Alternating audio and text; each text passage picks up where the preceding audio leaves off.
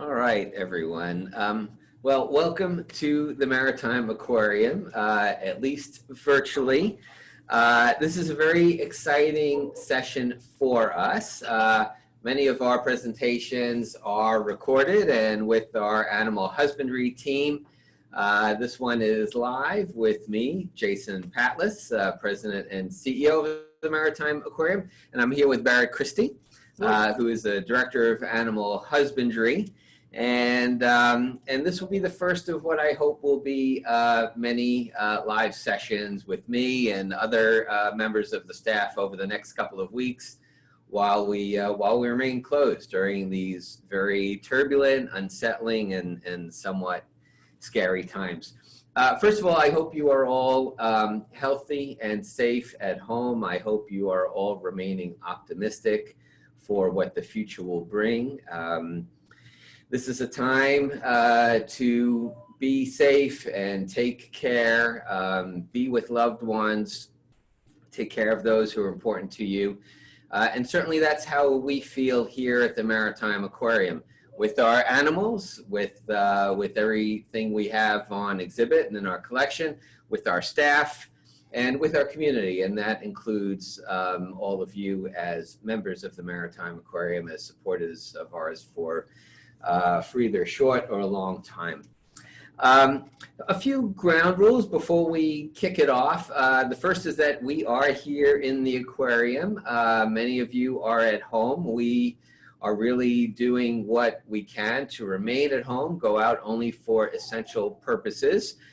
For Barrett and his team, that includes keeping care of the animals 24/7.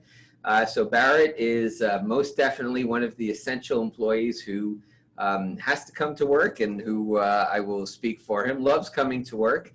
Whether I'm essential or not is a debatable point among some of the staff, but I am here in the aquarium for today for this presentation. We are 6 feet apart, as you could see. We've got a mic between us, so we are observing best practices for social distancing, and you will hear how we are employing safe social distancing practices here in the aquarium among Barrett's team in particular, given that his full staff remains on the job. A couple of ground rules for this session. It is live. It is being taped, though. So if you have questions, know that we will be answering those questions live, and we will be showing videotapes, segments of this over the next couple of days to you all. We'll put it back to you in follow-up emails, and we'll also send it online for our audience as well through Facebook and other social media outlets. Now, if you have questions during the session, ask them anytime. Barrett and I are going to start with the conversation, but keep your questions coming, keep your comments coming. This really is an opportunity to engage with you all as members. You know that we have a lot of live events over the course of the year, and this is just another live event for members. So type your questions in the chat function. Behind the scenes, our executive producer for this is Danielle Tranzillo, who just started with us all of 2 weeks ago. So coming in at not an easy time. I am a relative newcomer to the aquarium. I've been president and CEO for all of about 5 months. Barrett is the old guy here. He's been with the aquarium for about 3 years. Again, for those of you who know us, we've had staff who've been here for as long as we've been open, for the 32 years that we've been around. And so it's a very dedicated team that we have here. But Danielle will take your questions as they come up and present them to us. And whenever you've got one, feel free to put it to Barrett and me. Let me just say, we are here in front of our open ocean tank. Many of you guys know it. We've got our large sharks here, mostly sand tiger sharks, 1 lemon shark, 7 sharks all told in our collection of 6,000 critters, 311 species, as Barrett told me before we started. A new species just a couple of days ago. And so what I wanted to do to start, this is, think a little nostalgically. Think of a time before all of this, before COVID-19, before the world turned upside down. And ask Barrett to give me a sense of what it's like to care for these animals in the best of times. 6,000 critters, thereabouts, 310 species. You guys are here 7 days a week. Give me a sense, Barrett, of what goes into managing the collection. So what a lot of people really don't get a sense of when you visit a zoo or an aquarium is the monumental amount of work that goes into presenting these animals to the public. We have staff here, as Jason said, 7 days a week, 365 days a year, including all of the major holidays. You know, while you and your family are home on Thanksgiving, having Thanksgiving dinner, Christmas morning, our staff is here actually tending to the animals, because not a single day goes by that we can't do that. And it's a huge undertaking. We have a team, very, very dedicated team of about 20 biologists who care for these 6,000 critters. And it takes just a ton of work, a ton of food, a ton of attention to detail and water quality and life support, you know, nutrition and diet, and everything that goes along with caring for animals. So give me a sense, Barrett. So I want to ask you about the food. I want to ask you about life support systems. But give me a sense of your team. You got 20 aquarists. Mm-hmm. Give me a sense of who they are and what their expertise is. Well, we as animal caretakers absolutely have the best job in the world. We've got an extremely dedicated team, 20 different biologists, and they have a variety of specialties. Some work with birds, some with reptiles, some with the fishes. Invertebrates, we have quite a large collection of jellyfish here at the Maritime Aquarium, which you've probably seen if you're a member. 17 species all total last year that we kept. So we have, you know, people that range from very wide different types of animals, all the way from jellyfish up to caring for our harbor seals and our meerkats and our river otters.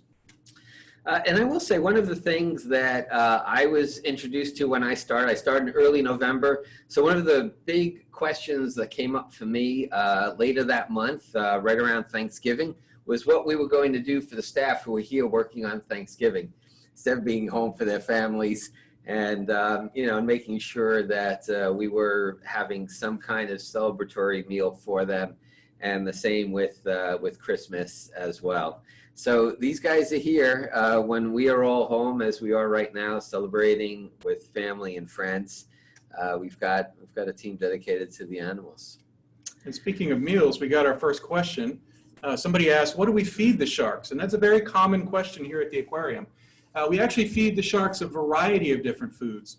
But for the most part, they get a diet. Their staple diet are oily fish called herring and a lean fish called capelin. Though we also supplement that with salmon and squid and a number of other types of seafood. Give me a sense of volume of seafood that you have for our animals. It's an enormous amount of seafood. We go through about 80,000 pounds of seafood a year, which means we're prepping about 200 to 225 pounds of food, whether it be seafood or produce or anything else, each and every day, 365 days a year, just to keep this animal collection healthy and happy. And quality? That's another interesting question. The food that we feed the animals here at the Maritime Aquarium, all of the seafood is restaurant grade quality. So the squid these sharks behind me get, or the scallops that we may feed to some of the animals, are all restaurant grade. They're the same squid that you would get in calamari, or the same scallops that you might get in one of the high-end restaurants here in Connecticut. So when I'm here late at night, I know I no longer need to depend on the ramen that's in my cabinet. I could go down and raid the freezer for absolutely some nice the animals eat better than we do in many regards. Right. And explain a little bit about capelin and herring. We've got some bunker here in the tank behind us, right? Yep. Give us a sense of what forage fish are and what sharks eat in the wild versus what they eat here. Sharks are opportunists. So in the wild, they'll eat pretty much anything they can catch.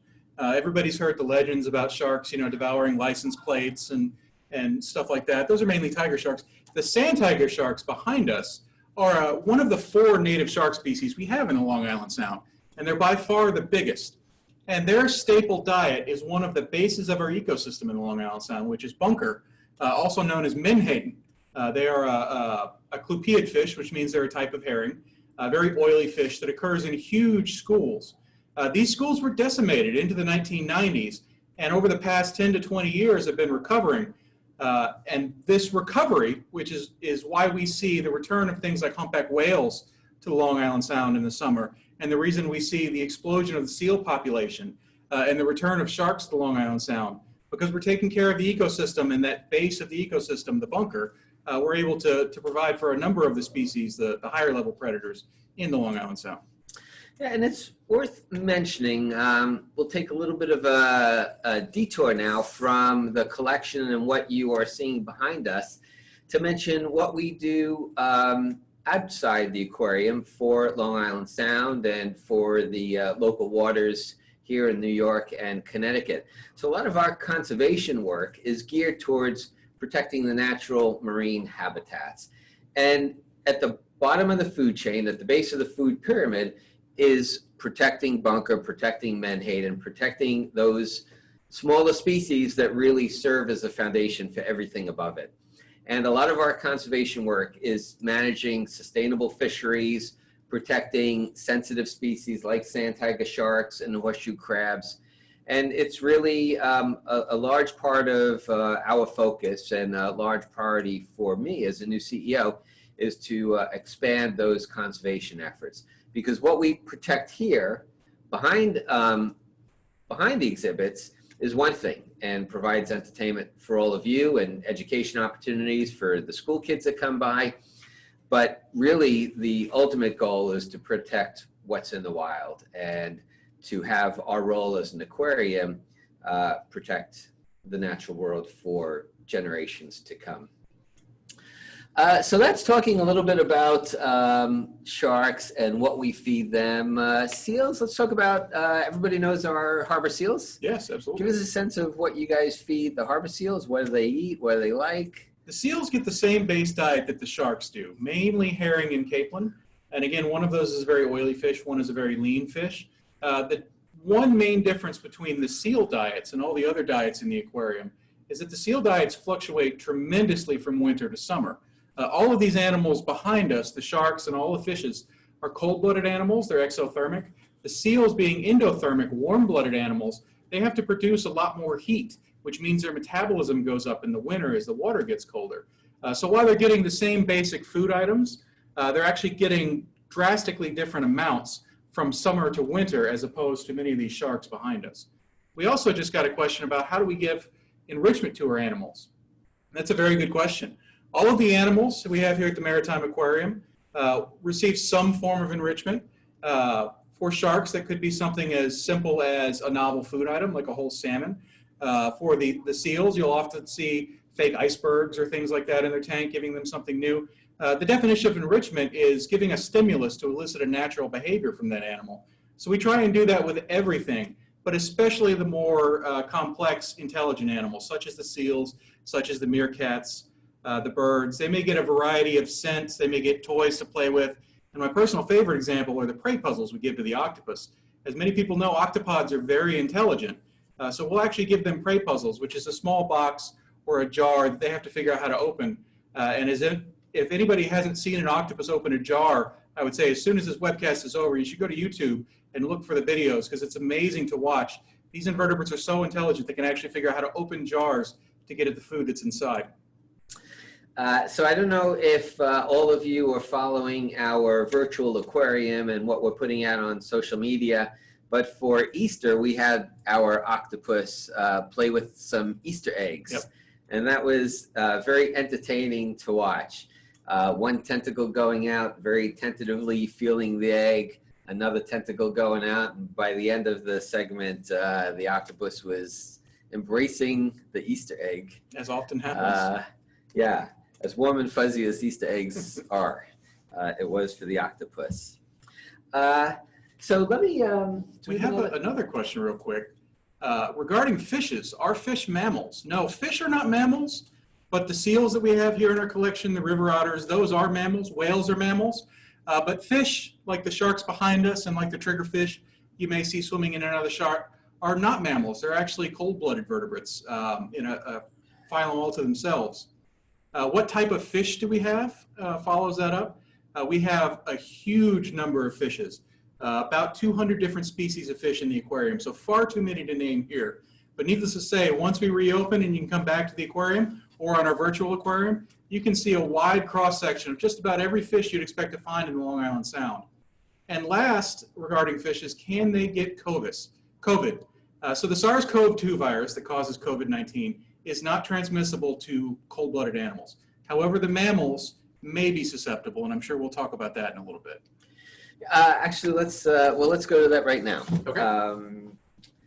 Because one of the questions that I wanted to ask Barrett is how his team is doing, what precautions your team is taking, not just for each other, but for the animals. Right. And, as we know, the coronavirus originally spread from animals to humans. That's correct.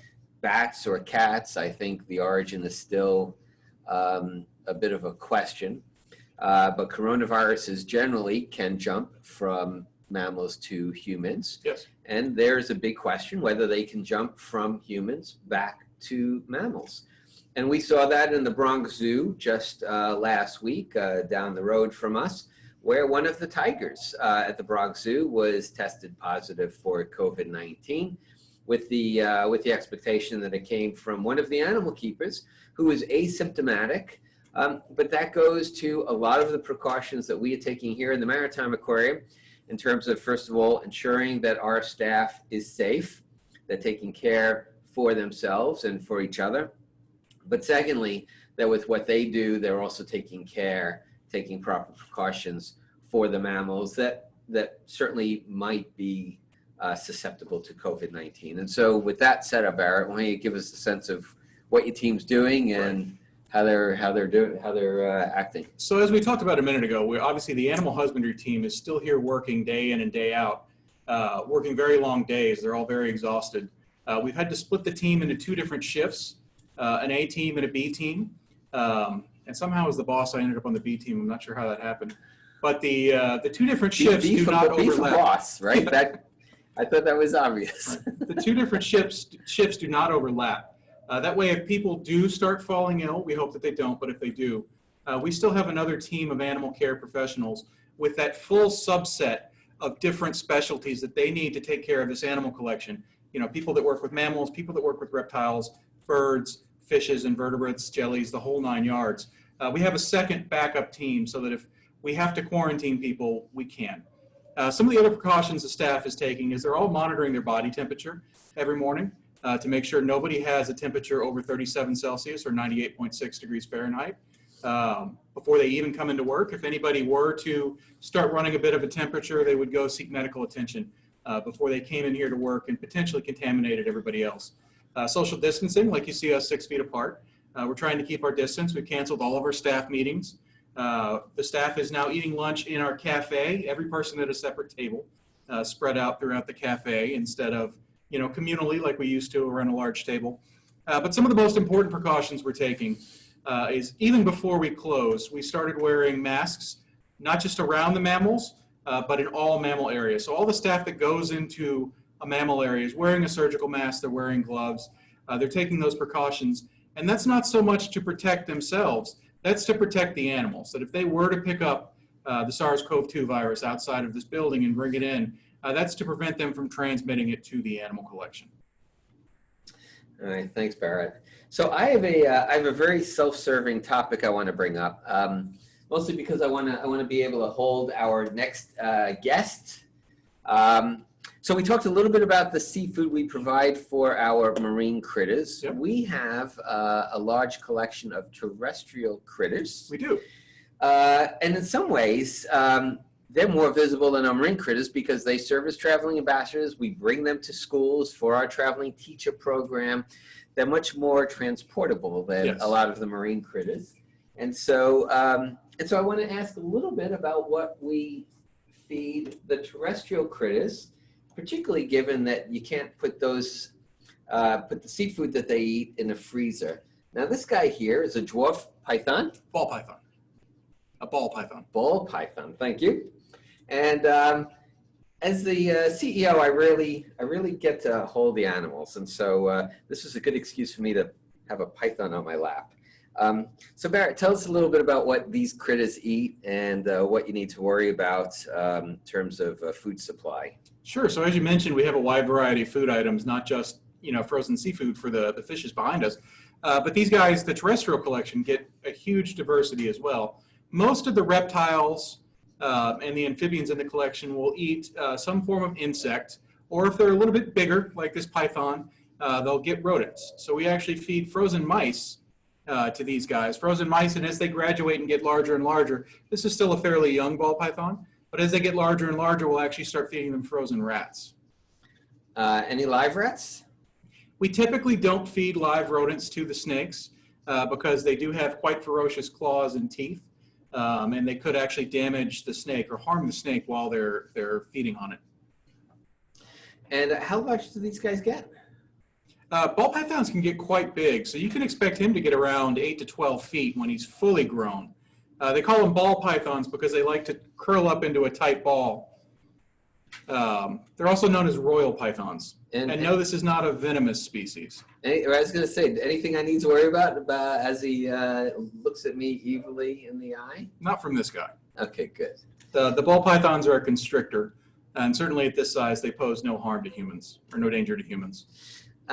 So give me a little sense of why we have terrestrial critters in an aquarium. Well, for multiple reasons. As you mentioned, they're good ambassador animals. But more so, our mission here at the Maritime Aquarium is to tell the story of the Long Island Sound and the oceans beyond.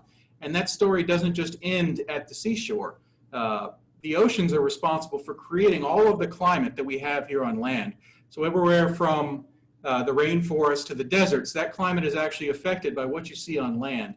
And we try to tell that story both in our meerkat exhibit that features a number of African species, such as this python, and also in our Just Add Water exhibit, where you can look at different habitats all the way from the desert to the lush tropical rainforest and how they're influenced by the oceans.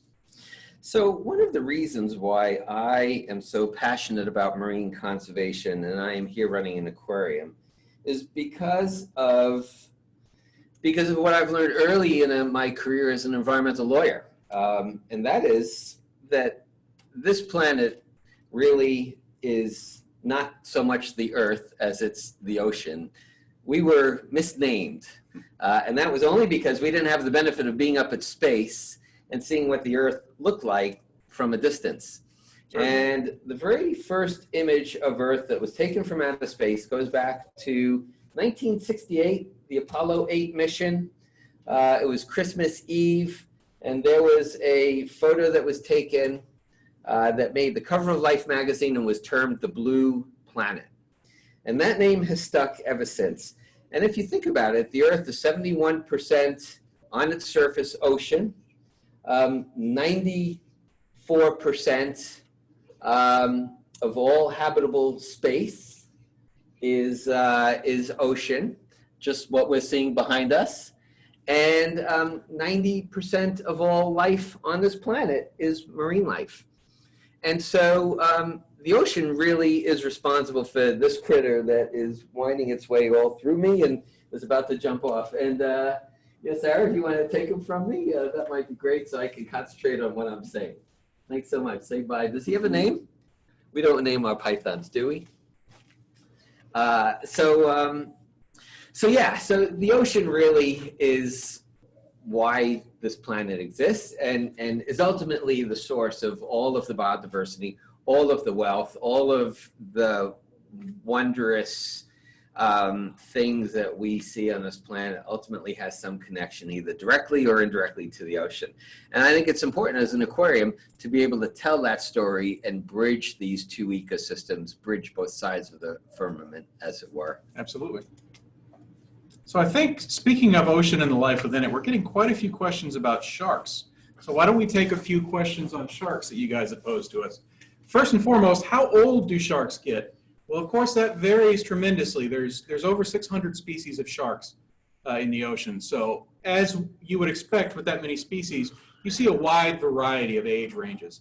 For the sand tiger sharks behind me, the oldest these have been documented living in the wild is only to about 28 years. However, we have had them for up to 42 years in captivity. So we know that given proper veterinary care, they can actually live quite a bit longer. But that's just one example. A lot of the sharks in this size range will live around that 30-year mark. Some of the smaller sharks, like cookie cutter sharks or swell sharks, may only live for 7 to 12 years. However, an extreme example would be the deepwater Greenland sharks and the seven-gill sharks that are found in the Atlantic and the Pacific Oceans, respectively. In those animals, well, they've actually documented specimens being over 400 years old, which means there's sharks swimming around the waters of Greenland right now that were alive when the Declaration of Independence was signed. How often do we feed them is another really good question. Not as often as you might think. Like we said, these animals are cold-blooded, so they don't need to eat near as much food as we do as warm-blooded animals. In fact, these sand tiger sharks, as big and ferocious as they look behind me, only need about 1.5% of their body weight per week. So for a 200-pound animal, that's only about 3 pounds of food, 3 to 5 pounds of food, which isn't very much. We feed them 3 times a week as a result. We actually don't want to overfeed. That wouldn't be good for them either. So we feed 3 times a week, and these guys get their meal off a pole. And the last question is, where did our animals come from? The sand tiger sharks you're seeing behind me actually came from Rhode Island. These guys were captured in a pound net fishery when they were just young of the year, which is the term for young sharks, and they were only about this big when they were originally collected. There's other fish, some of you have pointed out, in the tank with the sharks, and that's one of the most common questions we get here at the aquarium, is why don't the fish attack all the other, or why don't the sharks attack all the other fish? And the short answer, to be brutally honest, is they do occasionally. The sharks that we have, like we said, we feed them their meal, their diet every single week. And essentially, sharks will just get lazy after a while in the aquarium. Why bother to hunt when you know if you just wait a couple days, you can be fed your meal at the end of a pole? However, these animals are wild animals, and occasionally they do take out one of their tank mates. We try to hopefully keep it to being not too often, but occasionally it does happen. It's the exception to the rule, though. So Barrett may scold me for this afterwards, but I'm going to say it anyway as something for everybody to think about when we are open again and we come back. One of our goals is to put the bunker that we were talking about earlier in the tank in mass numbers. Several hundred, 1,000. What was the number of bunker that we're going to shoot for a few thousand this summer. We'll shoot for a few thousand, and you can imagine what that will look like here in terms of giving a sense of really intense biodiversity and abundance, wildlife abundance, which is very much what we want to be able to show you when you come by the visit. One of the reasons why we don't worry about those thousands of bunker being eaten by the sharks is, first of all, there are thousands of them, and so the numbers would be relatively small. As Barrett said, it's much easier when you are spoon-fed, as anybody who's a parent knows, it's much easier to be spoon-fed than go out and grab a knife and a fork and eat for yourselves.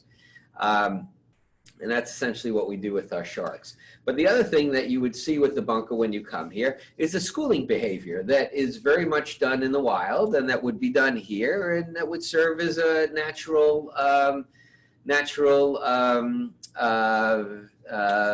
defense. Natural defense. Thank you. That's the word. One of the things I wanted to ask you, Barrett, so for those of you watching on camera, you will see the sharks as they swim by magically appear and disappear. It's a big thing that kids are mesmerized by. And that has all to do with what I learned in elementary school, middle school about light refraction. But it goes to the particular way this tank was designed, the thickness of the acrylic. And there's a lot actually that goes into designing a tank generally, but in this tank in particular. And so Barrett, why don't you give us a sense of why it's this very interesting shape and the history of this particular pool? Certainly. So while we're talking about the open ocean exhibit behind us, we did get one viewer question as to whether it's fresh or saltwater, and this is saltwater behind us. And in fact, what we're looking at is 115,000 gallons of salt water held back by this acrylic. Obviously, that's a whole lot of water. It exerts a tremendous amount of pressure on the glass, which is why the glass is not actually glass at all. It's acrylic, like plexiglass. It's much stronger and much more flexible than glass is. But even still, to hold back that 115,000 gallons of water, that acrylic has to be over 6 inches thick. So it's a tremendously heavy pane of acrylic we have behind us. The shape of the tank, when the aquarium was built in 1988, this was one of the larger tanks you could find at a public aquarium. Certainly nowadays, you can find exhibits 20, 40 times this size.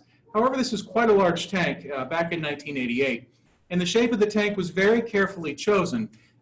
This indentation you can see behind us actually creates a figure-8 pattern for the sharks to swim in, which gives them a longer stretch in which they can swim, which is better for that type of animal. They exert less energy when they can make more gentle turns. As a side benefit, however, what we see with this shape of acrylic is here at the Maritime Aquarium, you can get up close and personal, and within a foot or two of the sharks as they come by, you can see them come right by the acrylic window behind us. Okay, thanks. So interesting segue. We talked a little bit about the size of this tank and the fact that this is salt water. But that salt water doesn't exist naturally. We make it. That's correct. Give me a sense of what goes into making salt water here at the aquarium. So even though we're very, very close to the Long Island Sound, the salinity in the Long Island Sound in this far western end is a little bit low, which means there's not as much salt in the water as there would be in the ocean. To add another complication to that, the Maritime Aquarium doesn't actually sit right on the Long Island Sound. We're about a mile away up the Norwalk River. If we were to try and draw water out of the Norwalk River, it would be almost pure fresh water. So what we have to do is actually make our own seawater. Anyone who's kept a saltwater tank at home is pretty familiar with this. It's simple as just adding your salt mix, the right proportion to water, and aerating it and allowing it to stand for 24 hours before you can use it. But we have to do this on a tremendous scale, whereas you may only make up a few gallons at a home at a time for your home saltwater aquarium. We have to make 2,000 gallons a day because that's because we have over 250,000 gallons of seawater total in the aquarium. And we've got some coral species, some coral frags, as they're called in the lingo, short for fragments. Thank you, Bianca. And these corals are particularly sensitive and need a lot of TLC. They are. And so give us a sense of what goes into the corals specifically. So corals are one of the most delicate animals you could possibly keep in an aquarium. These corals especially, they need the absolute perfect temperature, the absolute perfect salinity, the perfect alkalinity, which is the hardness of the water, just the right amount of calcium, just the right amount of nutrients. It has to be very low. And to top it all off and make it even more complicated, corals are photosynthetic. A lot of people think that corals are just rocks or that they're plants. They're actually animals. So you can think of a coral as being like a colony of thousands of little sea anemones. In fact, they're very closely related to the sea anemones and to the jellyfish. And that colony needs light because they have algae, symbiotic algae that lives within their tissues. And in each tentacle, they have thousands of little cells that need to soak up light. The coral provides shelter for the algae, and in return, the algae provides food for the coral. So that's just why they're such delicate animals. These particular corals you see in front of me, and on your right here, we have a brain coral, Diploria strigosa. On my right, you have Meandrites. These are some very, very special corals. So when you come to the Maritime Aquarium, one thing, if you've been here in the past few months before we closed, one thing you might have noticed is our Florida Reef Tract exhibit. The reefs in Florida are really taking a hit. They've declined almost 90% in the past 30 years, so there's only 10% as much coral as there was 30 years ago. But over the past few years, we've noticed there's a disease sweeping through. It's called stony coral tissue loss disease. It threatens to take a third of the corals that remain. So obviously this would be a huge dramatic loss to the reefs of Florida. So what we have done in partnership with 25 other aquariums and the Association of Zoos and Aquariums is we are participating in a genetic rescue project. We're creating a genetic ark of these corals. We have 13 different species here, and all total at these 25 different institutions, we have thousands of these little coral colonies that once the disease passes through in Florida, we'll be able to plant these back on the reef to hopefully restore it to some semblance of its former glory. Yeah, and so this just underscores once again the bridge between what we can show you all here on exhibit and introduce to you, but what we do in the natural world as well. And just how closely aligned we are in that and how important it is that that our programs here, our exhibits here, are reinforced by what we're doing in the real world. And corals, more than any other marine species, is vulnerable to climate change. We see that every day we read the newspapers and we hear about the Great Barrier Reef bleaching. We hear about the decimation in Florida Keys.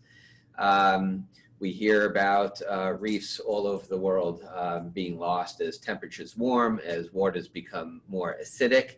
And so it becomes even more important that we can take on these initiatives, these programs, bring these corals into our facilities, maintain them, and then look for an opportunity to reintroduce them into the wild when we can stabilize the climate, when we can ensure that water quality is up to standards, and again, protect corals for future generations.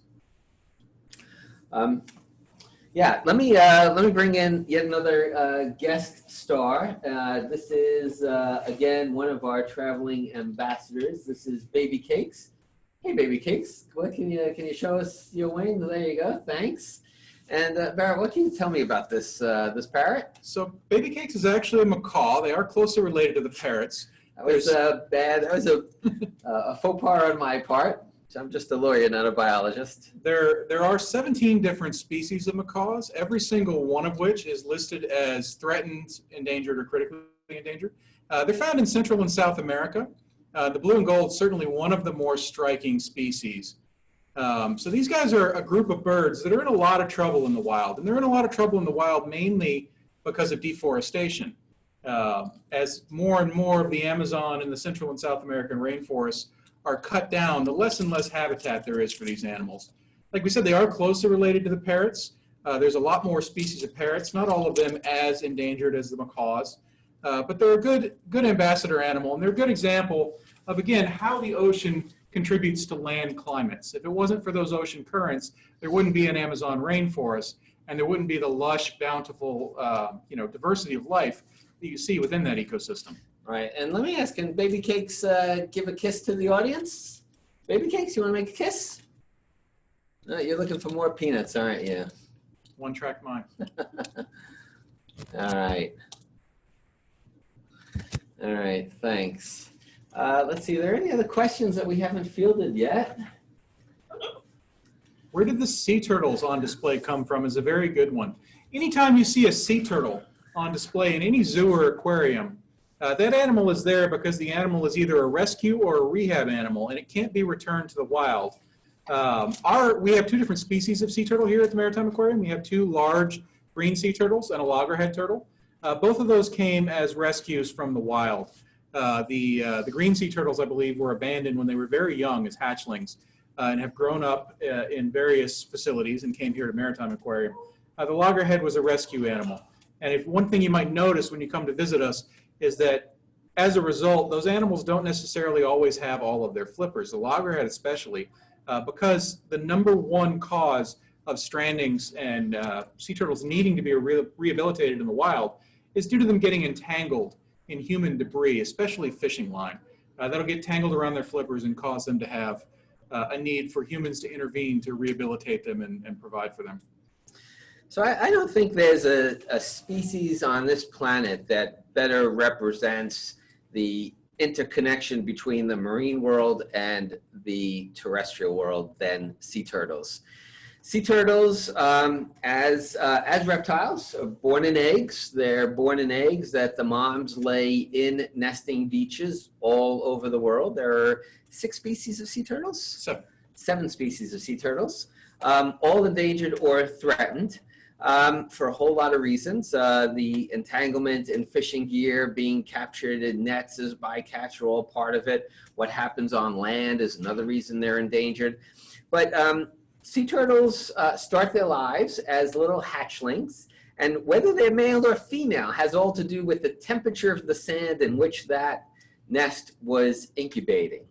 Higher temperature, they're going to be male and lower temperature, they're going to be female. And so once again, with climate change and rising temperatures, that will have a very direct impact on sea turtles.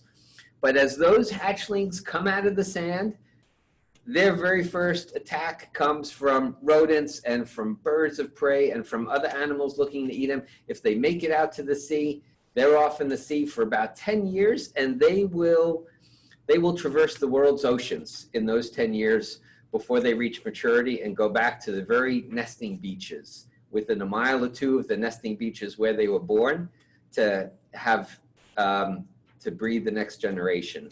The males and females will mate offshore, and then the females will come onshore again and lay their eggs, and off they go. And and that just underscores, first of all, the fragility of the natural world, the interconnection between land and sea, and everything that's important to what we're trying to protect here. Absolutely. Looks like we have one more question. How long do octopuses live? And that's another really good one, and the answer may surprise you.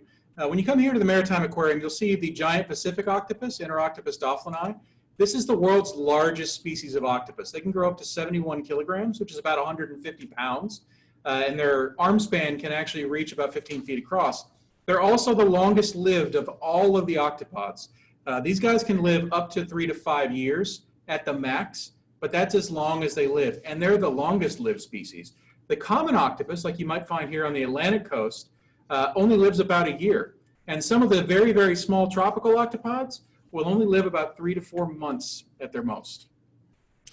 All right, so listen, we said we'd be on for about 45 minutes. We are just about at the 45-minute mark. Let me see if we've got any last-minute questions to wrap up. I think we're good. If you all have questions, feel free to put them in the chat. We will get back to you. We will do this again. I will say for the 45 minutes has been great fun for me. Absolutely. And so we will feature this again going forward. But in closing, let me thank you all for joining in for the last 45 minutes. Hopefully you have enjoyed it as much as we have. Let me thank you not just for your attention now, but for what you do as members, for supporting us, for coming down to visit with us. And let me just say on that your membership is critically important. It's not just an opportunity for you to get these kinds of experiences and these kinds of introductions to our team and to our exhibits and our collection, but what you do as members is support all of this behind the scenes. Visitors who come and pay at the gate when they visit will come and enjoy it, and will benefit from that for their visit. But your membership dollars work for us as much as Barrett's staff works for us, 24/7, 365 days a year, because your membership dollars go to all of the behind-the-scenes work that we've been talking about. And more than that, they support the conservation work that we're doing outside of the aquarium. So thank you for being members. Renew. We could use your renewal right now. In fact, your time is stayed for the length of time we're closed. So if you join now and we're closed for yet another month, as we will be, you will have that extra month of membership at the end. And so don't worry about joining now, but please renew. And more than that, think of a contribution for us, because your membership dollars go only so far. And for everything that we're doing, everything that we're keeping going, the virtual programming, the behind the scenes animal care, is more important now than ever. And so thank you for all of your support. Thank you for the support you'll continue to give us. And I can't wait to welcome you all back personally and physically when we reopen. In the meantime, stay safe, stay healthy, and stay optimistic. Thank you.